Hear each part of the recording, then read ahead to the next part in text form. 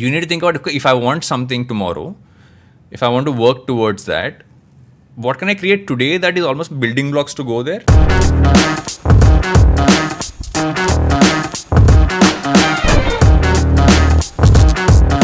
For someone who wants to be in this creative industry, who realize it maybe late, trying to create content online and trying to enter the industry in like not necessarily Netflix or something, that's I think too far ahead, but still just getting in touch with the industry. What do you suggest them to sort of diversify? A 21, 22-year-old guy who has graduated in a degree which is way different from this creative industry. What I was just saying about the finding the creator in you, right?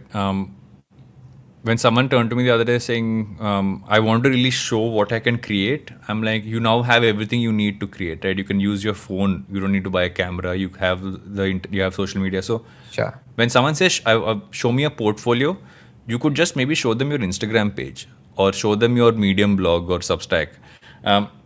In many ways, those things are great to have, and those are channels you already have. Like if you're in college and you want to start a podcast, you can just start a podcast because you have an audience which is already captive, right? You have an audience which is in college with you.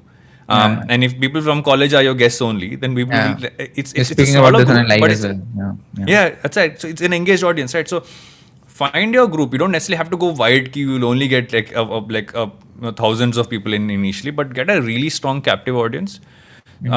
And that's a great thing to show. So tomorrow, if you are going out and wanted to create something larger, you have like one of my favorite examples is the Russo brothers who made all your Avengers movies, right?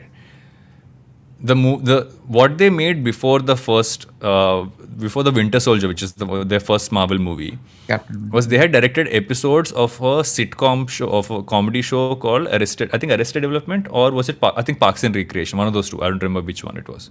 So imagine these guys had just done like really small fun comedy shows, and then they get the Winter Soldier, and the reason they got it is because they had shown that they knew how to work with multiple characters and yet give them all space. And they also came with an understanding of that. So you need to think about, okay, if I want something tomorrow, if I want to work towards that, what can I create today that is almost building blocks to go there? So your building blocks could be that, okay, if I tomorrow want to really, let's say, have, my dream is to have a Netflix series, then how do I show all the elements that someone would say, okay, what's your portfolio? What have you done to come to this? Even if you want to get a smaller project first and move to a larger one tomorrow, the internet gives you the ability to create that content, build an audience, and have something to show to somebody who asks you, what do you have to show? Like, when the fact that everyone from Prajakta to Bhuvan Bam, all of them are creating much larger pieces now is because they constantly just made with what they had. And over time, they got that opportunity. So, I mean, that for me is the best way to do it. It doesn't matter what you studied. In most cases, I don't think qualifications really matter.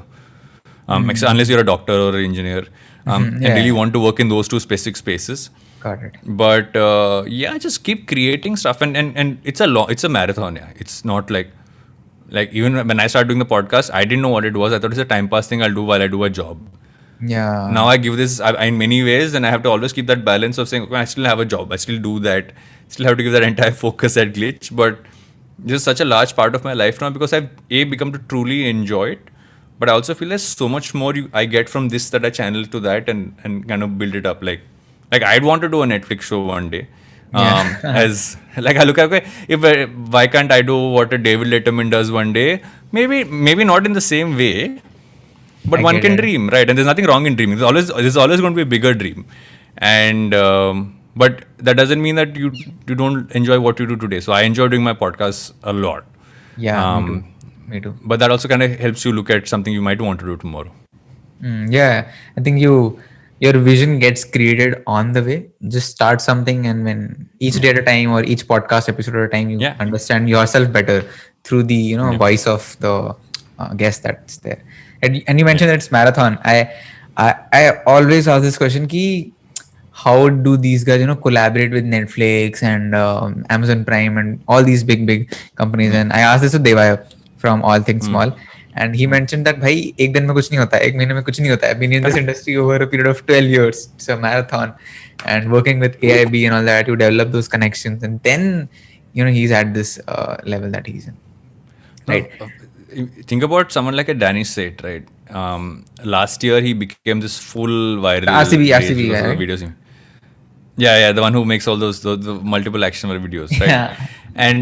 And why did he become big? And everybody said overnight sensation, came in news channels and all that stuff. And I had him on one of the podcast episodes, and he was like, "Yeah, people said overnight sensation, but I've been doing this for 10 years, right?" So he's Overnight been doing comedy discovery. shows. That's the thing. So you will get discovered. You don't know if you'll get discovered tomorrow, day after, 10 years down the line, but you also don't say static, right? You also evolve what you do. You learn from how much ever audience you have, whatever is working, not working. Keep evolving what you do, fine tune it over time, and eventually you'll get to some goal.